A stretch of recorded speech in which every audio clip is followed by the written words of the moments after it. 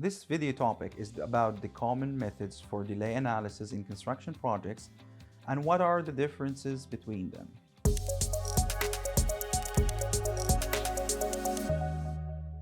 What is a delay? Delay is defined as the time during which some part of the construction projects has been extended or not been performed. And this is due to unavoidable circumstances that mainly impact the project's critical path.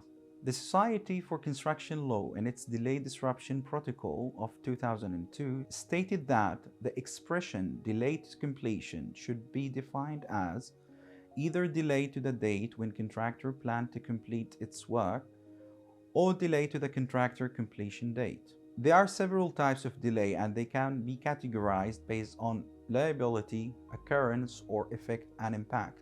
According to liability, there are three types. The first one is excusable delay, which is a delay to completion caused by matters deemed to be outside the contractor's control. The second type is compensable delay, which is caused by the employer, and the contractor typically would be entitled to be compensated for any extra cost. On the other hand, non-excusable delay results from contractor risk, and usually the client will be compensated for his losses in terms of liquidated damages, and they are purely the contractor's fault. And these delays are purely the contractor's fault, like delays in execution, design, lack of labor, or project management problems. The second category is about occurrence, and they are in two types. The first one is independent delays, which occur in respect of other delays, and the other one is concurrent delays, which consist of two or more independent delays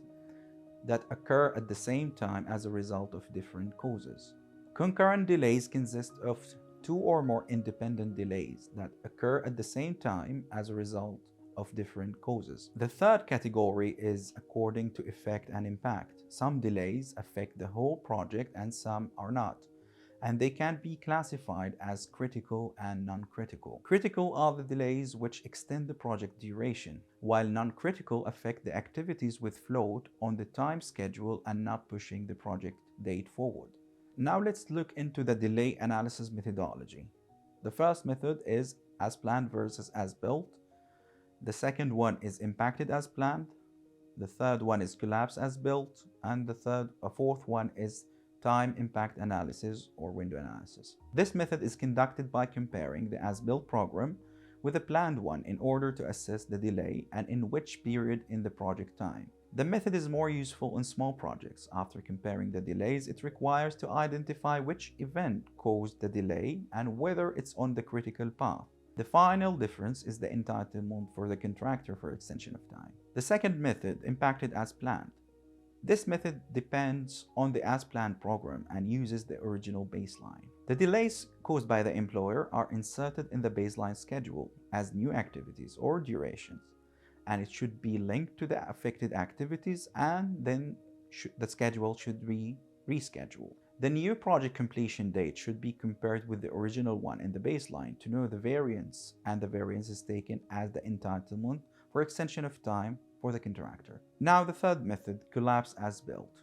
This method attempts to compare between what would have happened but for excusable delay and what actually happened. The simulation is running on one network analysis model representing the as-built program and starts from furnishing the critical path model as-built program, then detailed delay events record prepared, removing the delays one by one and rescheduling again to find the impact of each individual delay on the project completion date. After removing all delays, we reach a collapse as-built program, reschedule the collapse as-built program and compare it with the as-built, and then the result will be contractor entitled. Now with the last method, time impact analysis. Time impact analysis is considered as one of the most accredited and logical analysis in comparison with the other techniques. This method depends on both as-planned program and the as-built one. It builds on what really happened on the project, not what could have happened. This way divides both the as-built and the as-planned to windows or snapshots, then obtaining the information from the as-built schedule like duration, actual days, major changes like relationship, and all related information to the period in the as-planned schedule, imposing these information to the as-planned schedule to produce impacted as-planned program, then run the program. The differences between the original period of as-planned and impacted program should be recorded as the first amount of the delays occurred. Then repeat the process on the other windows and consider the first window as baseline for the second one until the end of the project to obtain the entitlement of extension of time for the contractor. Whether you need help with claims, dispute, or drafting, reviewing, or managing contracts, we can help. Click the link in the description for a free consultation and find out how Pioneer International Project Management Consultant can help you.